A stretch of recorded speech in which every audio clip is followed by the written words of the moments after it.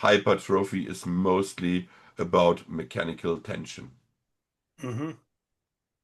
I say mostly because the mechanical tension needs to be at least and needs to be impresses on the muscle we want to train. And for sure, when the weight is heavy enough, we probably use all of that we can if we just smash the weight. Yeah. Problem is like if we're doing there something wrong and we're getting injuries all the time, or the triceps is not growing by it, but it should. We need to go back to that movement and look into it if there's something not working well. And a Mm. rep scheme of 3 or 4 reps to like with 95% of your max, it will be pretty hard to get better technique. That's true. Um, I wanted to ask you, there are different opinions on this, but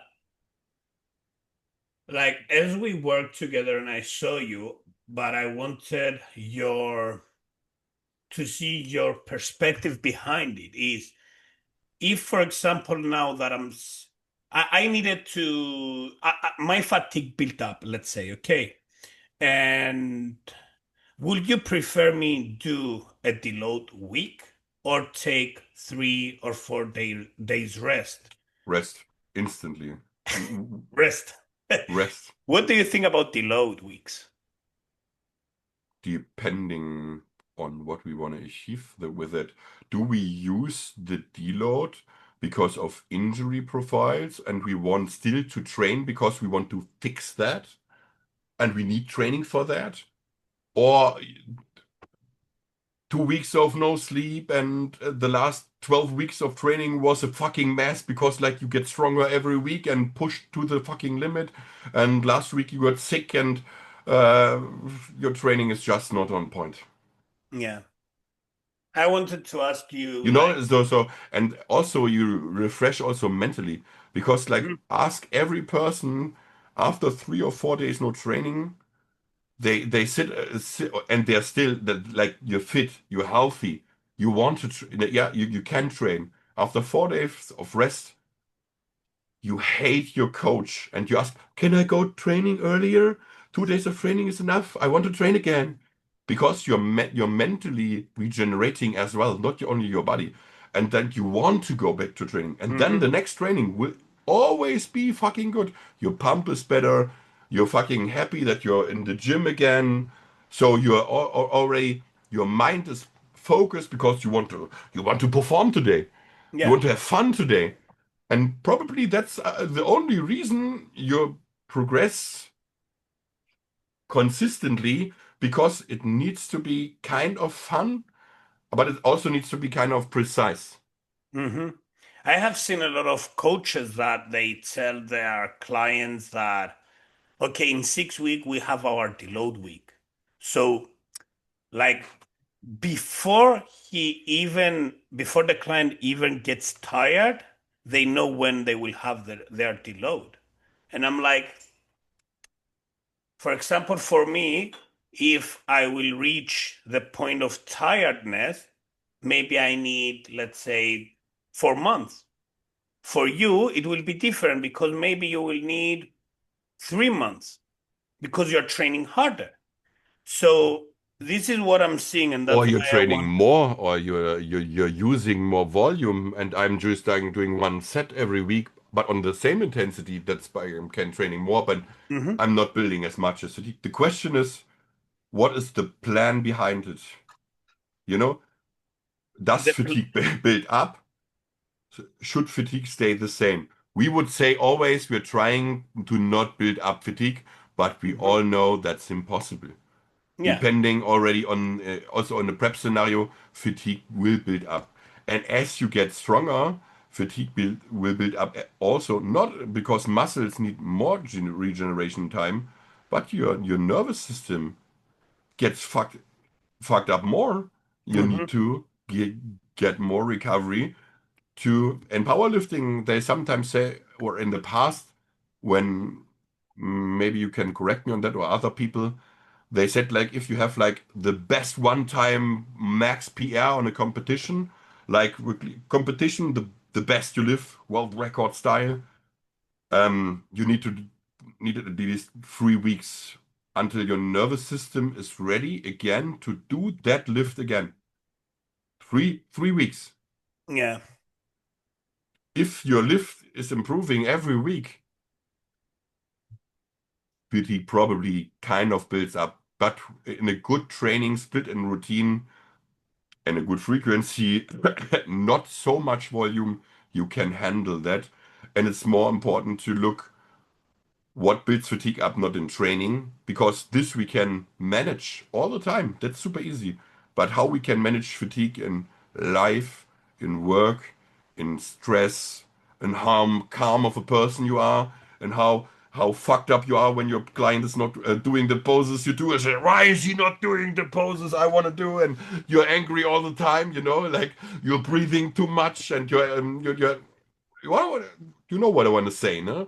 It's just you're not as calm as you should do. You're Mhm. probably burning way more calories than a calm person. Yeah, that's true. That's true. Yeah, but It depends on everyday's activities. and this is something we not always can manage. So Hmm. we manage the training around our daily stuff. In my opinion, is smart. So in the first place, to talk about the perfect training routine is super unimportant. But if I want to do something like bodybuilding, that's, I would say, related to kind of movement stuff. So we need to move. Yeah. And then it's probably important to learn how to move. This is, and how you should move. That is, execution is for me way more important than the training routine at all.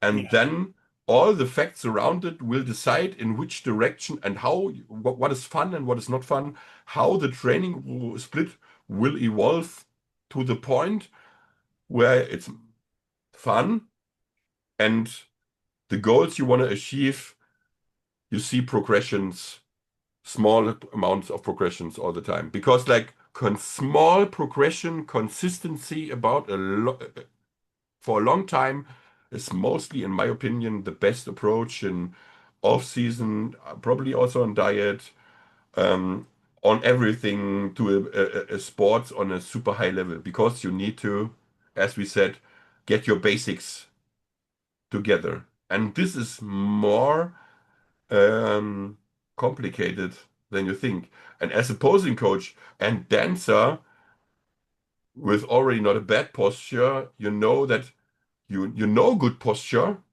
but not always on the right movement. You're That's true. doing a good posture, but for a different movement, but on a bench press.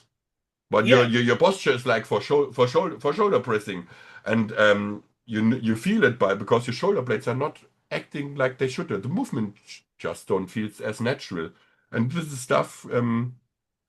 Now you can talk more about it again because I still want to get back into the flow and posing thing because I think this is the most underestimated thing why with training the people neglect in bodybuilding.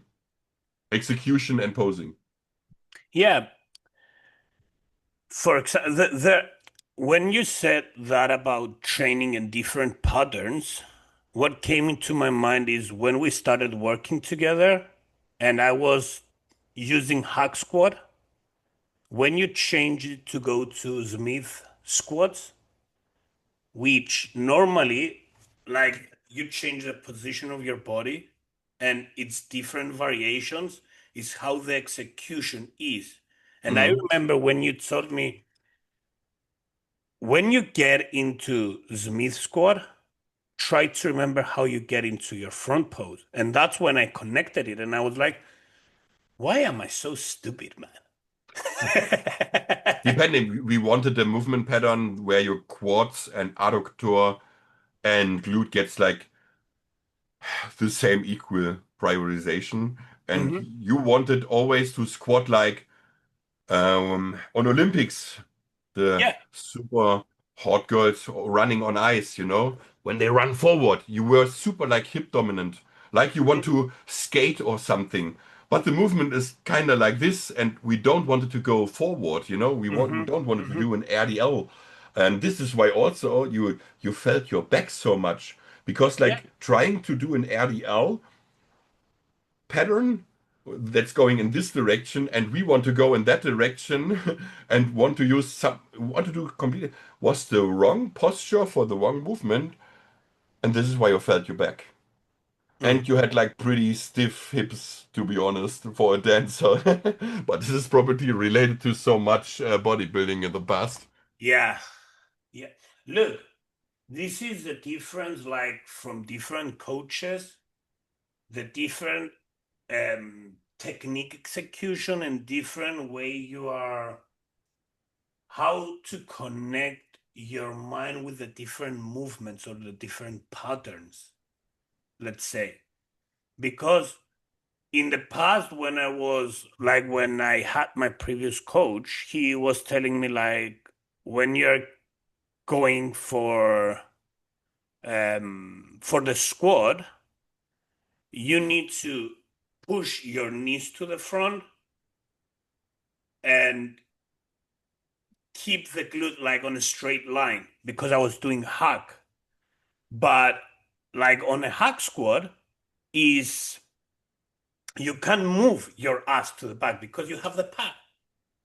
So that was the difference when you're going from one machine And to also, you another. would never stand in a hack like this. A hack is Yeah. always like this, and Hmm. you're Hmm. placing your movement for this, and this makes in a pattern where probably the judges are here, and we want to be more probably like maybe here to have a good angle to watch, is completely the opposite direction for the hip, Yeah, just exactly. by logic.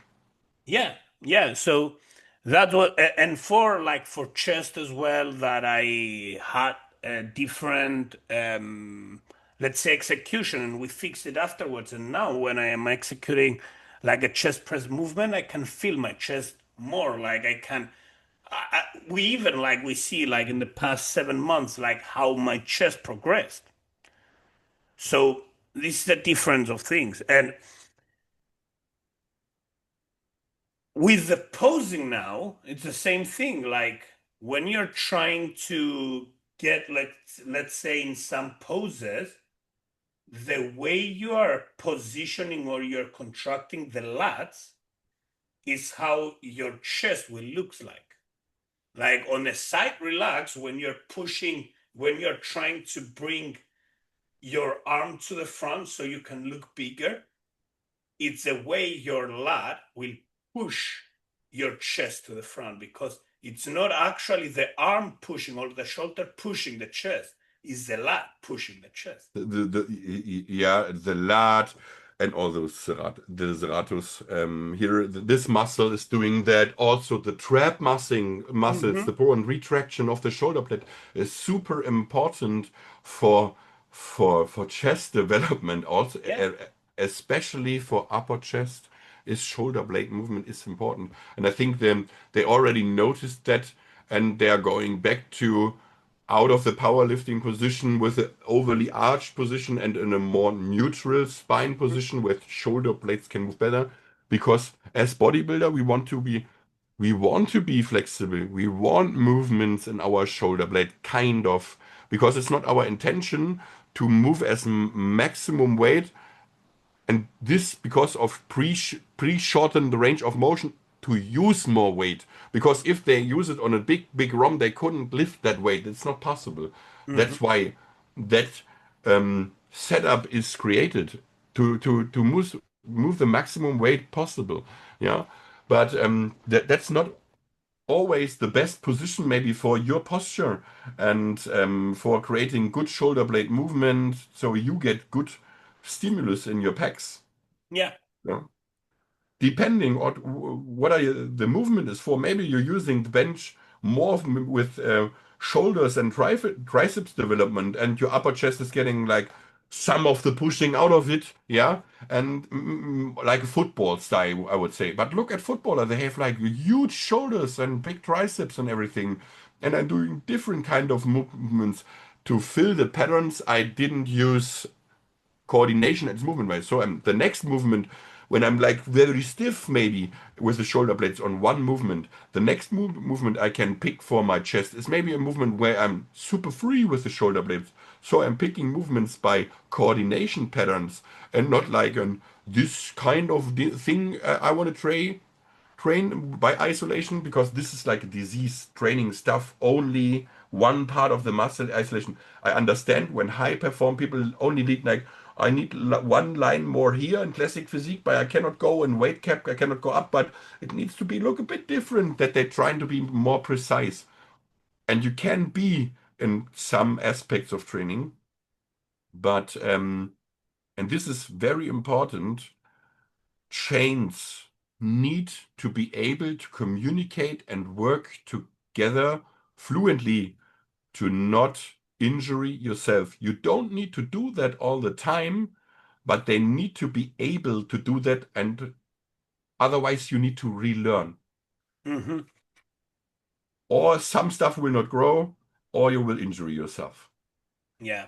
Always 100% seen all the time, never never missed it. It was 100% when a chain didn't work right.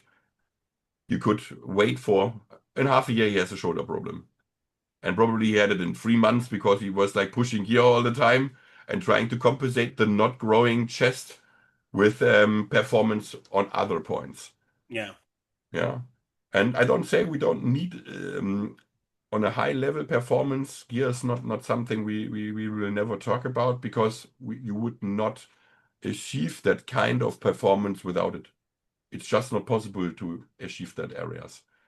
So we need to talk on some day about it, but we are want not today, because Yeah. probably we already exploded into 90 minutes of podcast, Yeah. and That's true. we we not even have started to talk really about the stuff we wanted to talk about. Look, like this Kind one is of. the first one. We will for sure do more, so we can We will, discuss and we about. can split it maybe in, for the people who are listening now, we probably split it in 2 or 3 episodes and cutting it maybe Mhm. to listen together. Exactly. So it's not too much in, I think, 2 hours of information in one podcast, plus learning how the peoples are fucked up here and talking bullshit all the time for 2 hours is too much Yeah. for one for one session. No, for sure. We can break it down like to let's say three 30 minutes like Something videos. like 30 Yeah. minutes, but I think we can do still 10 minutes of finishing something cool, or if you have something you want to talk about, and like bringing something to an end and can ask the people for now if they want to ask questions to the stuff we already talked about, because we didn't go really in detail. We just like hopped around to 5,000 different Yeah. directions.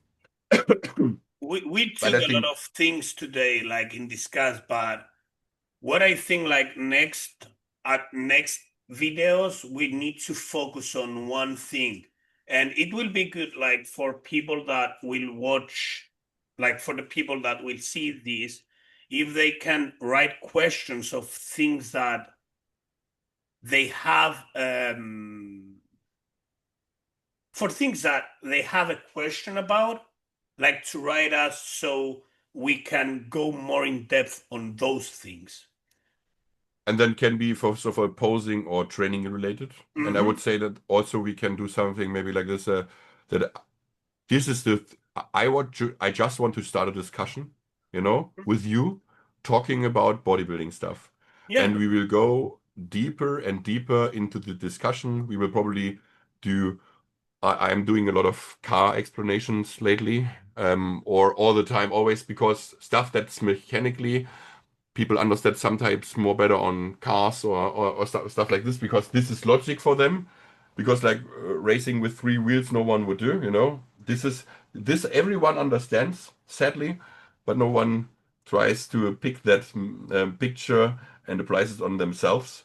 um, I want people to listen to the discussion and asking the right questions, reflecting on the stuff we say and critique the stuff we say, and also on themselves. So, and for me, it's important to get something out of this. And the most important thing is for me also in coaching with you, is not that I want to teach you stuff. I want you to ask the right questions so you don't know, you understand it. Mm-hmm. Mm-hmm. Because if you say like, ah, Patrick, if my hip is moving like this and squat in the last technique you're doing, and now I'm feeling this and this, then it should be like this and this. Is this right? And then you just understand it while doing it, and now you can teach it way better because understand knowing stuff theoretically is super important. I don't know the English words for it. It's like knowledge and wisdom. Is it Yeah. probably? Yeah. So wisdom is something different. Wisdom is something for me that you really understand it. Mm-hmm. And knowledge is something you picked up to learn to understand stuff. Yeah. What you're trying to say is theoretically with practical, it's two different things. You need to, yes, know Thesis the and theory behind the antithesis, thing, probably. but you need to connect the dots, how to execute it practically as well. I think you have a mate in the past that was really good on thesis and antithesis in your country. Yeah. And I think this is kind of a method that I also like because it's like asking the right questions so people understand that they know nothing. Mm-hmm. Sounds like Mm-hmm. crazy, but just says that we should always reflect and control and open your eyes to progress even further if we want to achieve our goal. And nailing that I want to be a pro or something, what is like want to do so many people nowadays, because like Yeah. bodybuilding is super hyped at the moment. So many people want to do bodybuilding, Mm-hmm. and I think you need to get everything on point and right in life and in your basics to have to have it easier to achieve their goal. Why should it make it hard to build bigger legs, Like Yeah. me doing 15 years of stuff wrong, and now like I'm like squatting one time a week, like two sets of squats and one time of leg extensions a week, and they fucking grow. And I don't even train to fucking failure anymore. I have like 5 reps in the tank, and they are still responding. And I said, like, fuck it. Why didn't I understand it 15 years ago?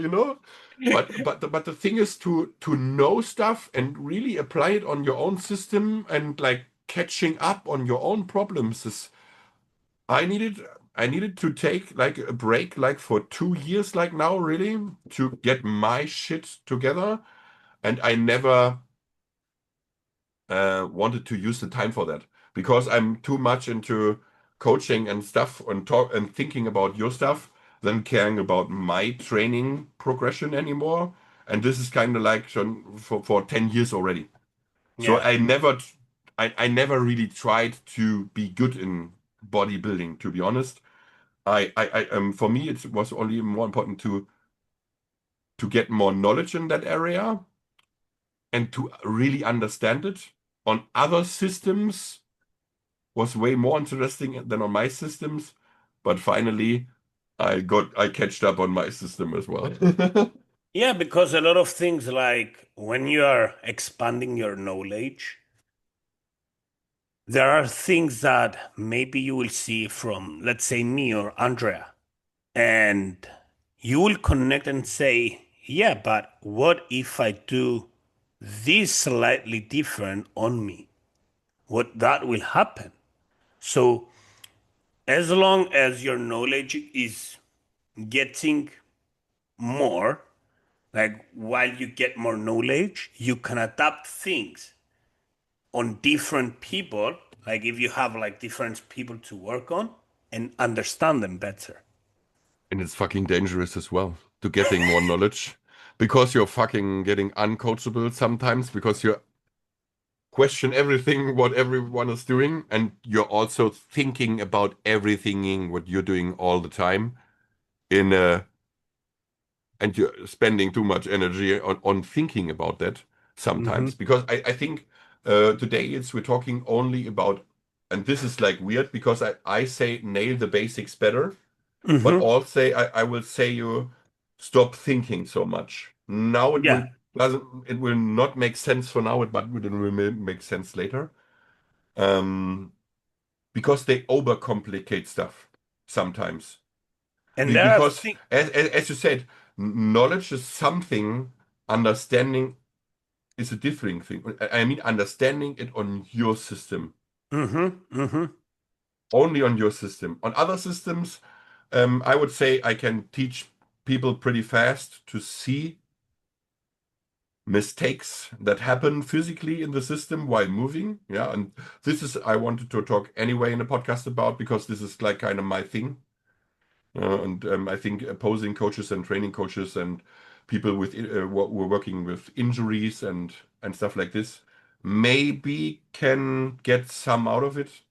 Yeah, But as a person who overcomplicates everything or overcomplicating is a thief for progress. yeah. And the same goes like when I am executing, for example, if I speak with a client and I explain things, actually, no. When I am trying to execute something, and for example, I'm thinking what you have said to me, then I fucked up the technique because I am thinking the things again and again and again, and I fucked up the technique. But when I process it and then shut my brain down and go in and get the motion of it, then that goes a lot smoother than I And wanted. when we go now into an emotion pattern, what sounds weird, and a breathing pattern for you Hmm. in your squat, you don't have time anymore. Because Yeah, when we started with the movement, you learned the movement biomechanically, how it should be on your body. We are improving, right? Like pulling the strings, so everything is perfect. Like on a car, like yeah, this is too loose, this is too tight. Um, the car looks like this. No, we want to race in this direction. No, we don't want to drive in this direction. Finding the right direction for your body and the right movement, and then trying to bring the power on the street hmm, in that movement. And therefore, you need to watch what you do. I don't think that any racer out there, maybe someone who's like doing like maybe on like really fast racing like Formula One, like yeah, 300 through like super insane how fast the people can react. Do you think it's like repetitive patterns and reaction time and they're always super alert what they're doing or they're thinking what they're eating in the evening? Or if they can improve on that on that route in a race, not in a training where they're trained to improve their time, where they improve their technique. We're talking about now it's time to do the best shit, the best time I've ever gotten. Do you will try to do something you're not trained? Probably not. hmm, If hmm, you go by something that you feel that you can get here a bit more percent out of that time. Yeah, maybe you go by flow. I don't know how they like really high perform racers. I don't know any one of them, but I would say that they probably don't think about overcomplicating stuff in the moment. But because they need to be in the moment, they need to be precise as yeah, fuck. Probably one of the precisest sports and reaction time I have ever seen. You know, and you want to be the same. You want to be have the movement to go down to and up like a dancer. That's so we need to be precise and fast, and therefore you have no time to think about yeah. technique. Technique needs to be there. You need to say to me, I go into the squat, I lift the bar, I breathe, I feel, I'm finished. Exactly. No thinking because we just built the coordination patterns already, before the how should it feel, maybe how should it, we open up the legs, the leg goes in this direction, Look at your posture because we already talked about posture and about the coordination, and we finished that kind of patterns. And we already also talked about how you could imagine the movement going to a ball or something like this. So people who played volleyball, when I said like going together and not pushing away, Hmm. for people who are playing volleyball, this probably makes sense because like no one who's playing volleyball would go like this, but because then the ball goes into your face. But people I see on bench pressing are doing like what is the sport with the big ball you're pushing away in English? I only know it in German. It's Kugelstoßen because it literally says pushing the ball.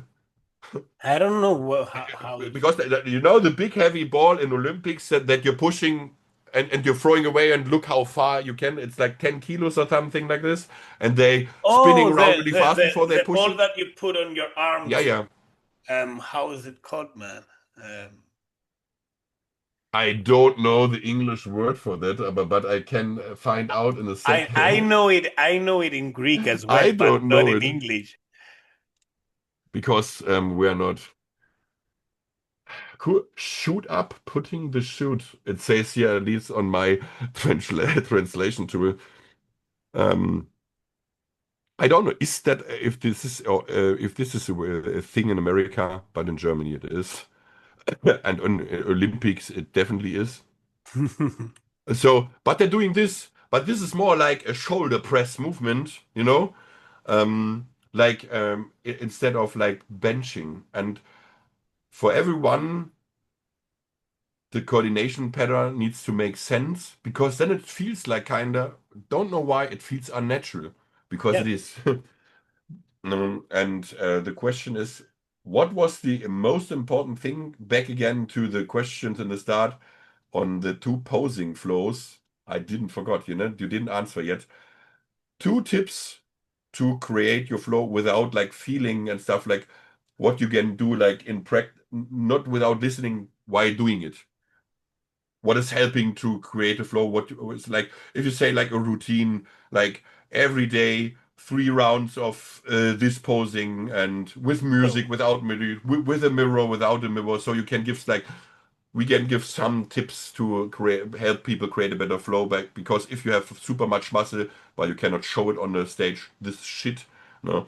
And later we talk maybe about training techniques, but people can maybe send us every week not only questions or maybe 1 or 2 training videos and 1 or 2 posing videos where we can give like some cues for all the people to mhm, show mhm. stuff.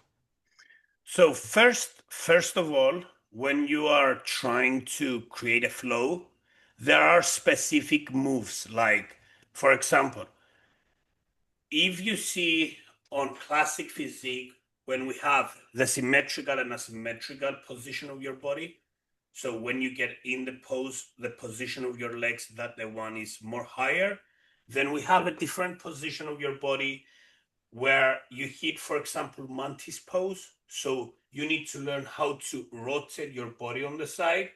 This is from poses, but in the end, I will explain how to connect it together. Then we have, for example, twisting rear double by, where your legs, if you notice, is on a different position. Then we have the kneeling position, and then we have the how is it called now? The one leg is on the feet and the other one is laying down.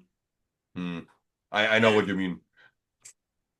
So there are different position of your body, how to structure your body in those poses. So if you know how to execute those poses, like the legs, then you can connect there from everything. You can connect all the poses together.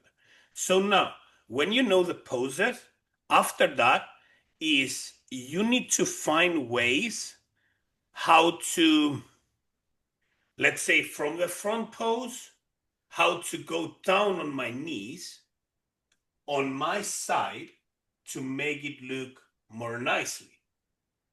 So you need to, first of all, nail your mandatories. So you know how to hit a pose and how to show your body perfect better.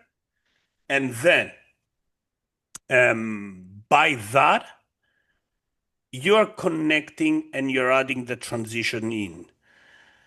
Um, that's how I achieve, or let's say I unlocked my flow. Like if I take out the coordination with the music. Something else that helped me a lot is while I'm cooking, when I try to turn like from the These stove, are the tips I want to hear. These are the tips I want to when I hear. turn from the stove to the sink, I will not just, just turn around.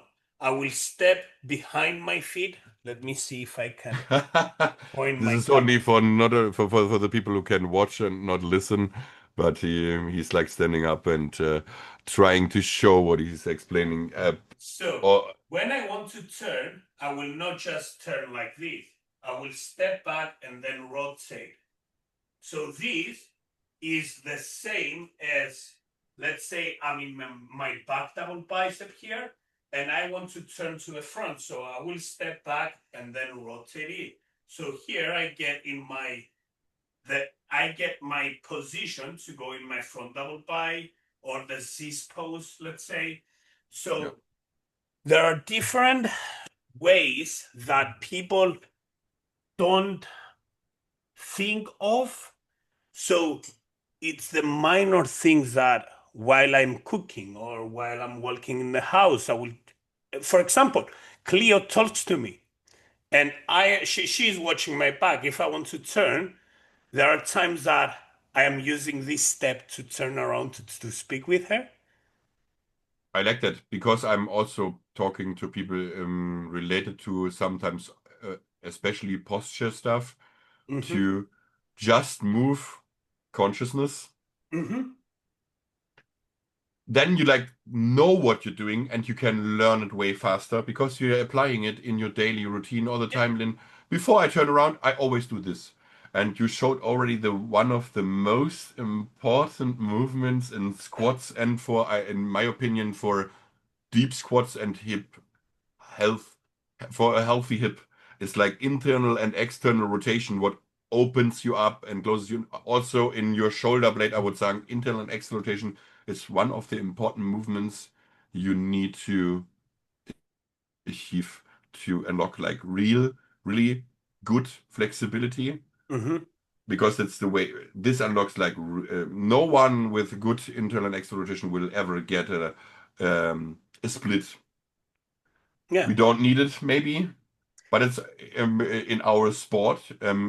But this is only like we only needing the flexibility we need for our sport, Mm-hmm. or to not getting injured.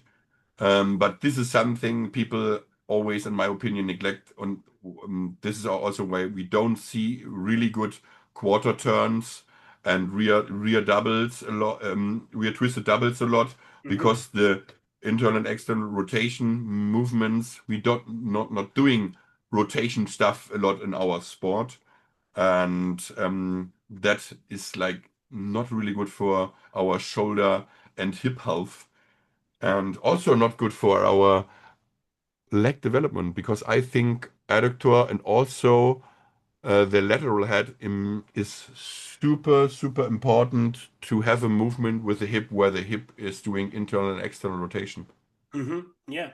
to even unlock a deep squat and not going only over knee and ankle mobility, Yeah. and compensating afterwards over the back because your hips are not moving. Then hip says, I don't like to move. Can you move for me? And you see butt wings and hip and back problems and all that stuff. And mostly there the knee problems start mostly there. Yeah. Sometimes when ankles are a problematic, knees have a problem as well. But mostly the problem never starts. If you have knee problems, never starts in the knee. I would say 80% of the knee problems are with internal and external rotation problems.